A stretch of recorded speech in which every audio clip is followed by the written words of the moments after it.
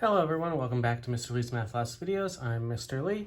We're jumping into section 6.2 of Math 1316, Trigonometry, which deals with circular functions and behaviors. Now if you recall from previously when we talked about our 6 trig functions, we had the y over r's, y over x's, etc. based on the parts of the triangle that they came from. But we're going to introduce a concept in particular called the unit circle. The reason that we like to use the unit circle is because normally these measurements, when we've converted to radians, measure it in terms of the length of the radius.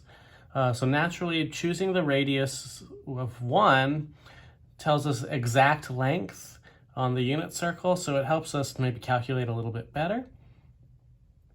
Makes it a little bit more accurate. But because we have all of these and we're letting r equals 1 be equal to 1 in all cases, that means this adjusts the equations to such that that sine of theta is really just equal to y over 1.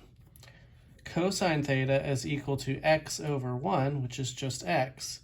And then tangent and cotangent won't change because they don't have an r. But similarly, cosecant is now 1 over y, and secant theta is 1 over x. This really allows sine, cosine to be much easier, which, because tangent is sine divided by cosine and cotangent is cosine divided by sine, lets the pieces fall into place much more easily than they have when you had different lengths of radii before. So when you're finding the exact values, the sine of 19 pi over 6, one of the things that you can do is if you know where 19 pi over 6 is on the circle and you know the coordinate points for x and y, it really helps you to be able to just turn out these values.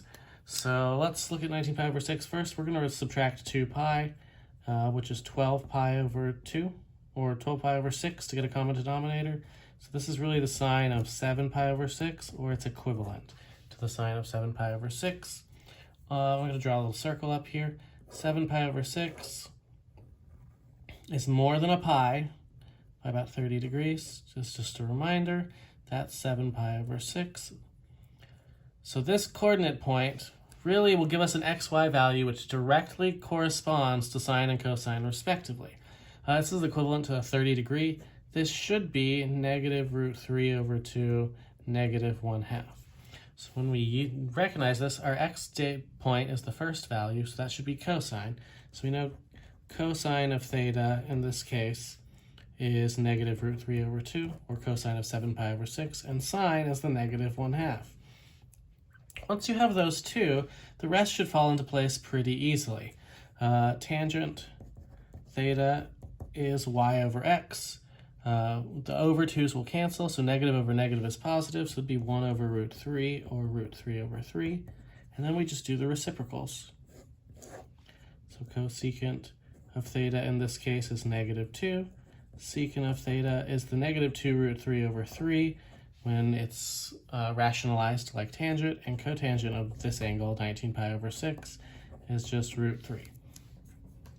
Now this kind of piggybacks on what we were doing in 6.1, but it's super important for you to practice. And if you're one of the people who's used to drawing the triangles with coordinate points, it's really, really, really important that you get used to the fact that when we're dealing with radians on the unit circle, almost all the time the radius is going to be 1 in general, and that can give a specific length of the arc for various things, or specific locations for our trig functions and the triangles that come from it. And it makes it very easy from a division perspective when the radius is 1. Because normally we would measure something in radians, but this is an exact length now because the radius is 1. So if we were thinking about values in the triangle, they're all dividing by 1, and their ratio is over 1, or vice versa. In the case of some of the ones that associate, it's inverses or reciprocals, but by having the unit circle really allows our radians to define exact measurements instead of being labeled radians, and it's super valuable moving forward. Now, this brings us to the domain of our functions, our trig functions. Sine and cosine, because they're just x and y, can be whatever they want, from negative infinity to infinity. Tangent and secant, however, if we look at the circle, tangent and secant both divide by x, which means that when x is 0, they are undefined. Now where x is 0 on these axes is actually on the y-axis. And that's our pi over 2, our 3 pi over 2, and if we keep going around, it goes up by 2 pi over 2s each time. So tangent and secant are defined everywhere except an odd number of pi's over 2. Meanwhile, cotangent and cosecant divide by y, which means they're actually 0 on the x-axis, which means they're defined everywhere except at 0, pi, 2 pi. So basically any whole pi number, cotangent and cosecant will be undefined.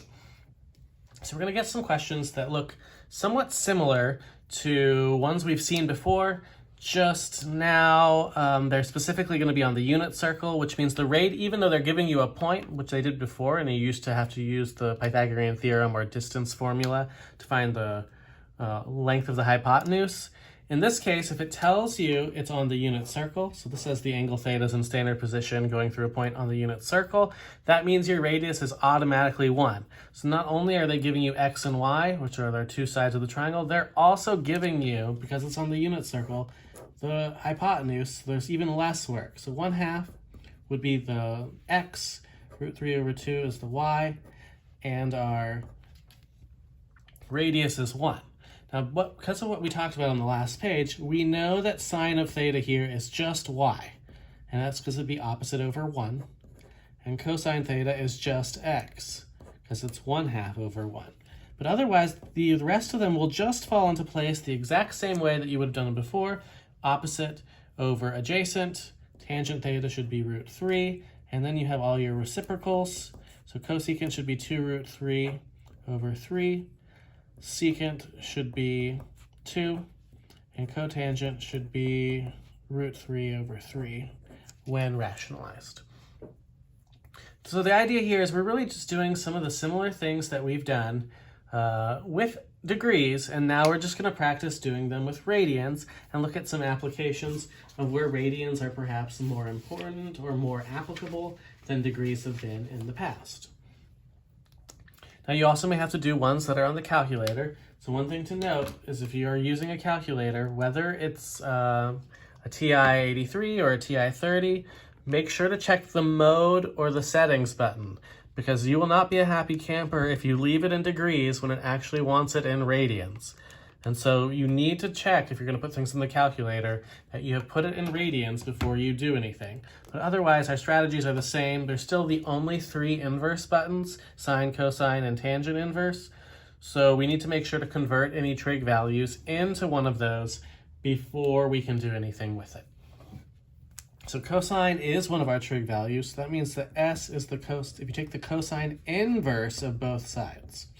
So as a reminder, cosine, all the trig functions are operations that act on an angle to produce a ratio.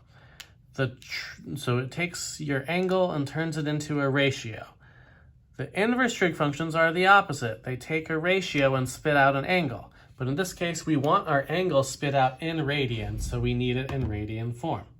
So when we do the cosine inverse of 0.8266 in radians, we'll get that s is approximately 0.5978 radians.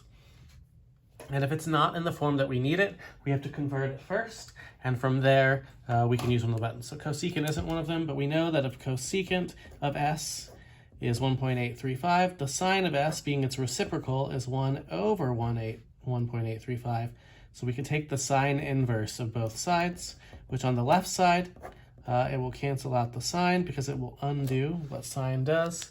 In the same way, say that a square root and a squared kind of are inverse operations.